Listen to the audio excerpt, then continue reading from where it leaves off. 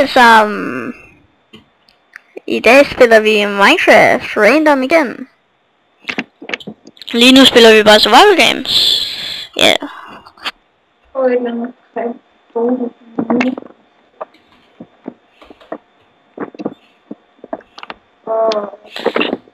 Du skal altså ikke tage alle kisterne.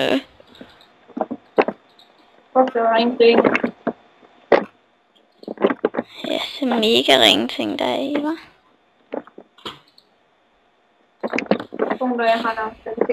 Dræber vi hinanden med det samme, eller gør vi ikke? Nej.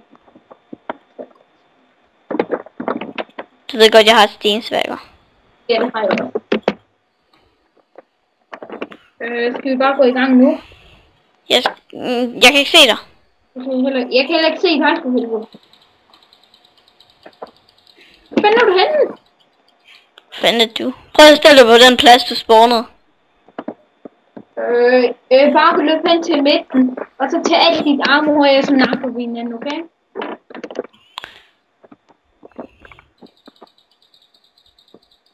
Løb hen til midten, Emil. Kom, nu napper vi hinanden.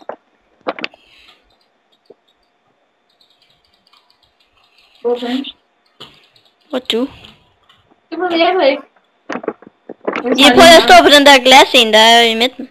Ja, det er også det, jeg gør. Tager du skade af det her? Nej. What the fuck? Prøv, du står på den der glas ting i midten.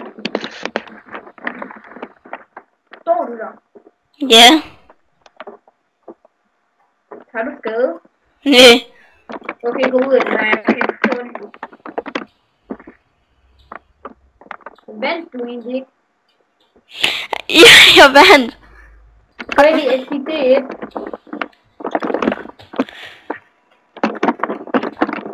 Og hvor går vulkanet?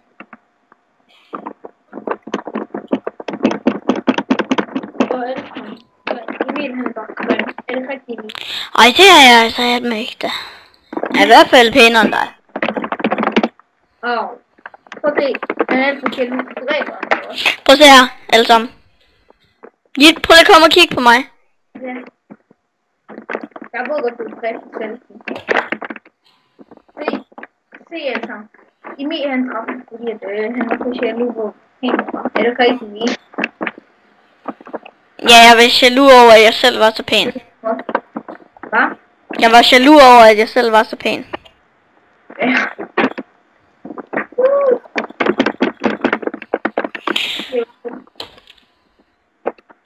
Bam! Lige er vi team eller ikke team?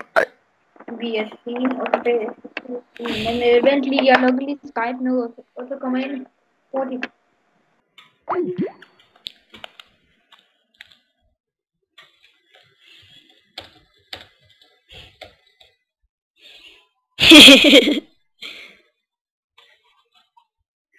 Jeg kan stå det engang. Sejt. Taber. Og alle sammen, når han ringer til mig, så skal I ikke tro, at han hedder det, som han faktisk er kaldt ham. Så ja.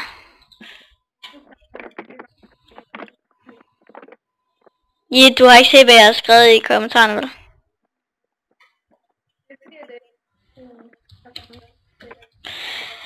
Fuck, jeg kan ikke høre dig. Du lægger helt vildt. Der er et eller andet galt med dit internet. Eller så er det mit internet. Jeg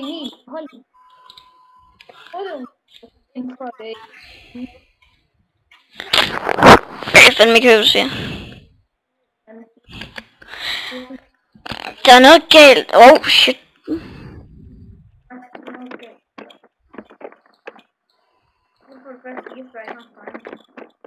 Ja, du tager de øverste, jeg tager de nederste.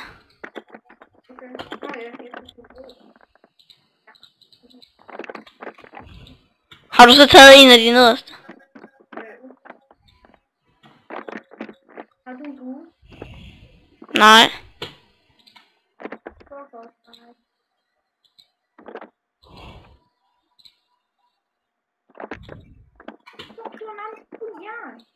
Okay, Emil, har du et guldspejl nu? Nej, jeg har et stensvær. godt at du på dig, fordi at du har meget på andre end mig, og jeg har guldskær. Og hvad så? Det er meget fair, hvis jeg gør det. Fint. Vi begynder nu, og jeg må gerne skulle. Hvor mange pile har du? 8. Fuck dig. Jeg skal bare følge det. Jeg er i gang, bare.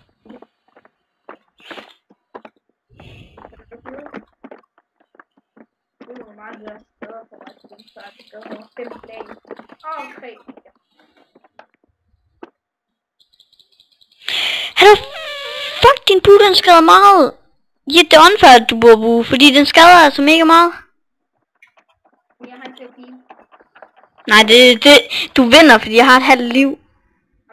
Så venter jeg lige det. Ja, det er mega unfair. Du må ikke... Okay. Vi venter lige til du healer, okay? Ja, hvor mange liv har du egentlig? Roll på at slå. Ja, hvor mange liv har du? Ui. Okay. Går vi i gang nu? Jeg har ikke engang fuld liv. Okay. Jeg har 3 liv. Måske var det en idé at spise noget. Jeg kan ikke forstå, hvis du er grimt. Jeg kan faktisk ikke engang forstå, hvorfor du er så grim. Hvor er du hen? Ekstra armor til mig. Jeg har nogle chainsko. Men jeg ikke ud kan. Går vi i gang nu? Jeg ved ikke engang... Jeg kan ikke engang se dig. Hvor fanden er du henne? Nå, der. Går vi i gang? Ja. Jeg har kun 1, 2, 6 liv. Så det er klart, hvis du vinder. What? Hvor fanden er du henne? Nå, fuck, jeg lægger. Det er derfor, jeg flytter ud med en diamond. Okay, nu er jeg død. Og jeg død. Og der er bare lige en tur omkring, jeg tænker, jeg løber ind. Jeg løber.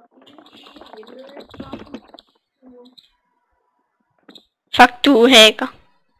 Jeg tog det med mit busball. Nå. Men jeg lægger også helt vildt. Jeg kan overhovedet ikke engang gå. Jeg kan ikke engang gå. Gå ned i D2.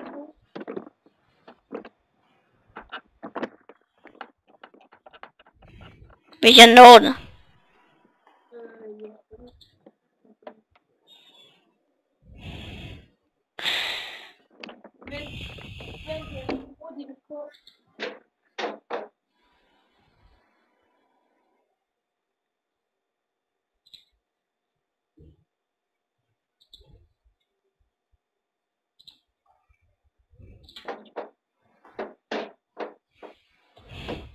Jeg har kaldt for mig Emil. Hvad? Hvad har kaldt for mig? Kaldt på dig. Ja, hvad har du kaldt mig? Ikke noget. Jeg ser det meget video. Jeg har ikke kaldt dig noget. Okay, godt. Du kan sagtens se det i videoen. Jeg har ikke kaldt dig noget.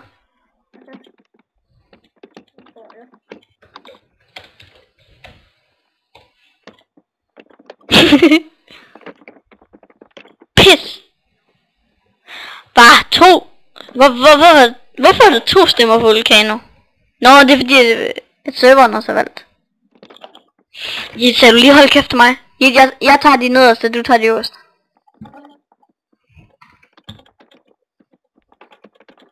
Hvornår går den i gang? Det gør den nu. Jeg logger ud. Nej.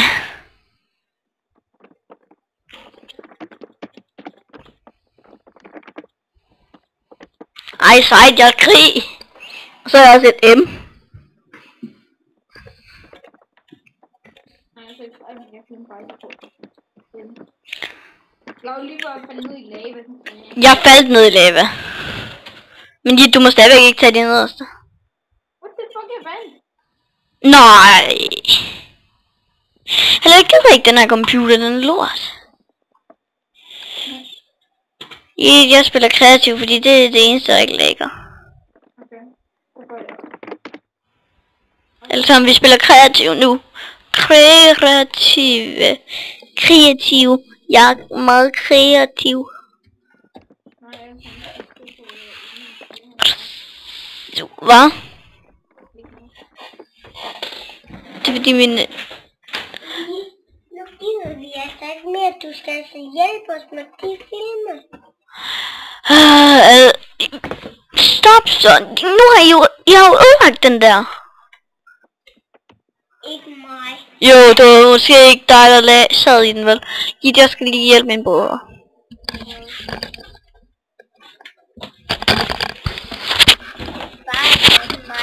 Jo, det var dig, der sad i den. En vej forvejen i min.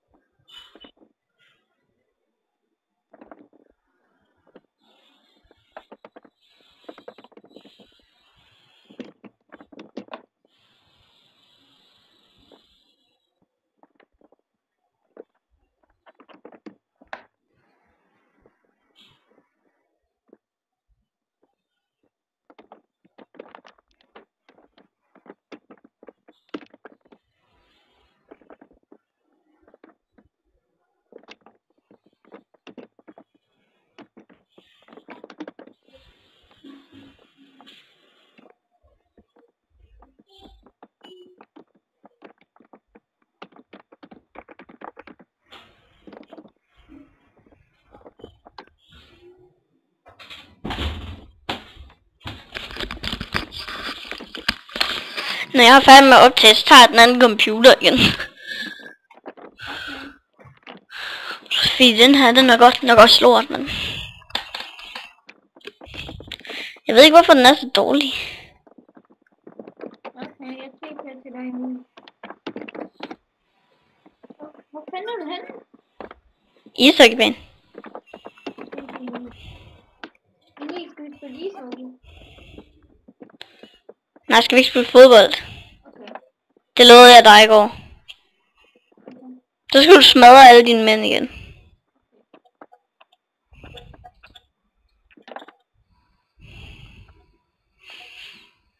Hvad bruger vi som bold? Den bliver jo regning. Vi bruger en hvid skeleton hoved.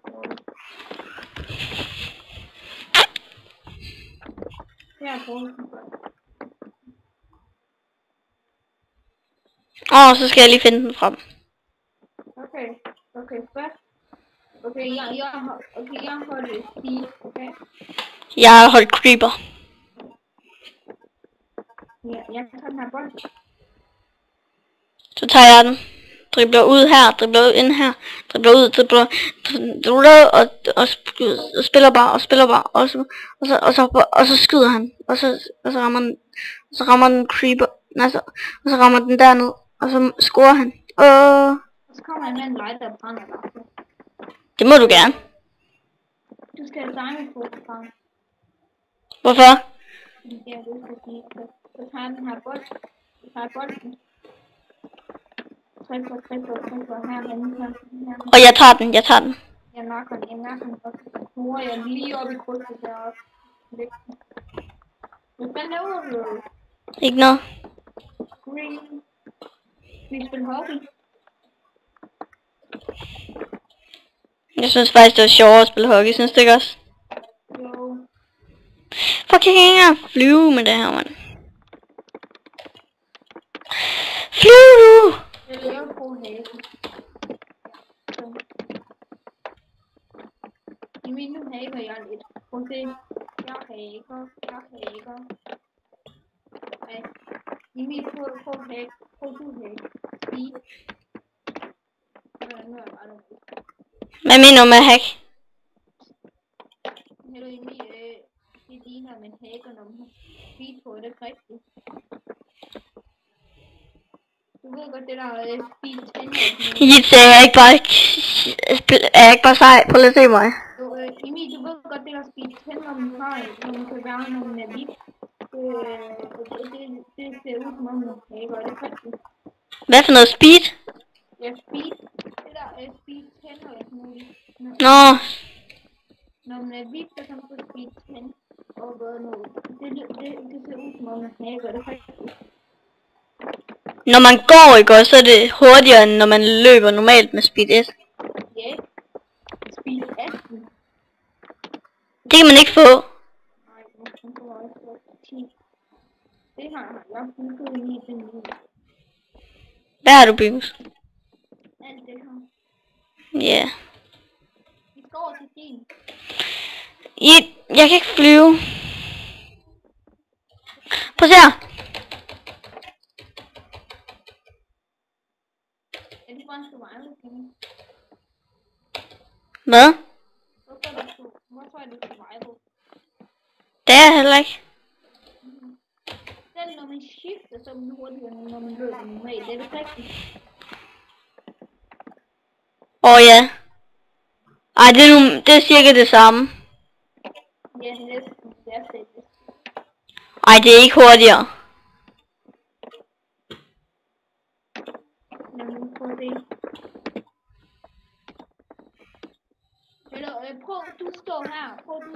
Og så skifter du. Og så går den hen til det der sted, okay? 1, 2, 3 nu.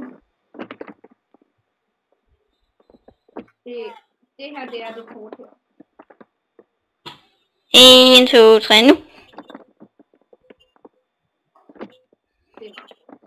Okay, 1, 2, 3 nu. 1, 2, 3 nu. Okay, du kan stå ved den røde. Prøv at stå ved den røde. Stop ved den røde. Og med speedet. Okay. 1, 2, 3 nu. 1, 2, 3 nu. Nej, du. Ja, du skal stå her. Okay. På den her gule en. 1, 2, 3 nu. Igen. Lad mig lige prøve med speed. Hey. Der kan du. Okay, jeg står her. 1, 2, 3 nu. Lol, det var ikke engang dobbeltklik. 1, 2, 3 nu. Nej, heller. Jeg står på den røde. 1, 2, 3. Okay, jeg skal 1, 2, 3. Vent lige. Jeg kommer til. 1, 2, 3 nu. Lol. Jeg går lige nu. Jeg får med speed 5. Okay. 1, 2, 3 nu. Nej, ikke nu. 1, 2, 3 nu. Nej, jeg prøver med nogle. Jeg prøver at stå her på den måde. 1, 2, 3 nu. Vent lige. 1, 2, 3. Vent lige. Er du tilbage? 1, 2, 3 nu. Okay, 1, 2. Jamen, gå tilbage. 1, 2, 3 nu. Men jeg har også taget den på speed 5. Jeg tager den på speed 7, og du har den på speed 5.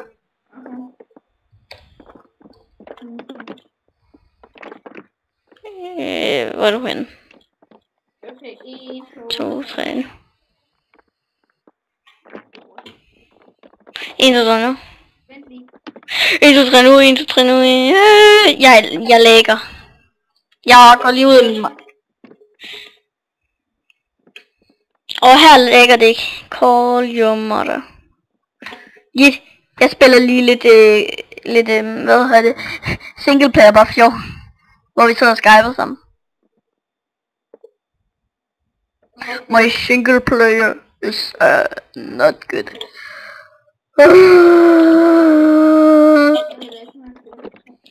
Hey Jit, hvad var det egentlig du sagde i går, et eller andet med et Clayland i singleplayer?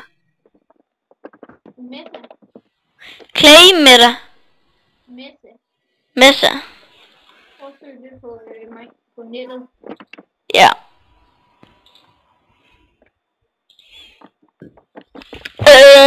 Minecraft. Jamen, Minecraft Meta. Ja. Jeg ved ikke helt, hvad man staver til det, men... Hvad? Vi skal have kortet til Viaplay, det siger du ikke. Skal jeg ikke skrive den for jer? Nej, det gør Dennis. Vi skal bare have den. Kan Dennis den ikke i hovedet? Nej.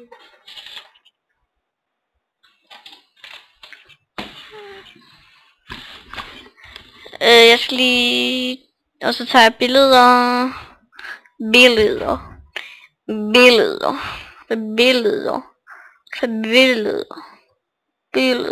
Nå, er det sådan, hvor der er en masse af de der... Ja.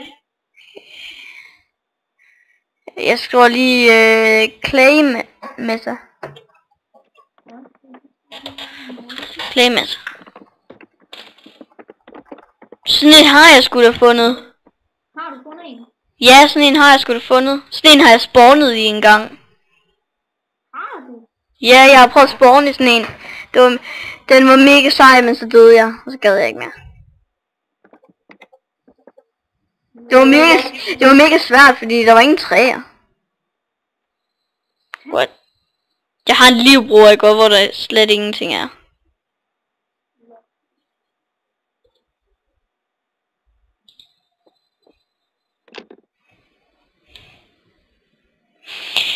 There wanted to be a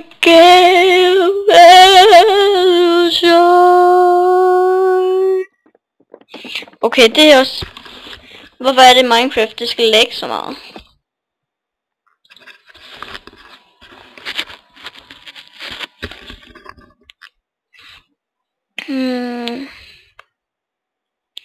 Ej, skal vi stoppe videoen? Ja, det kan vi godt. Okay, alle sammen, farvel. Bye bye. Bye alle sammen, farvel.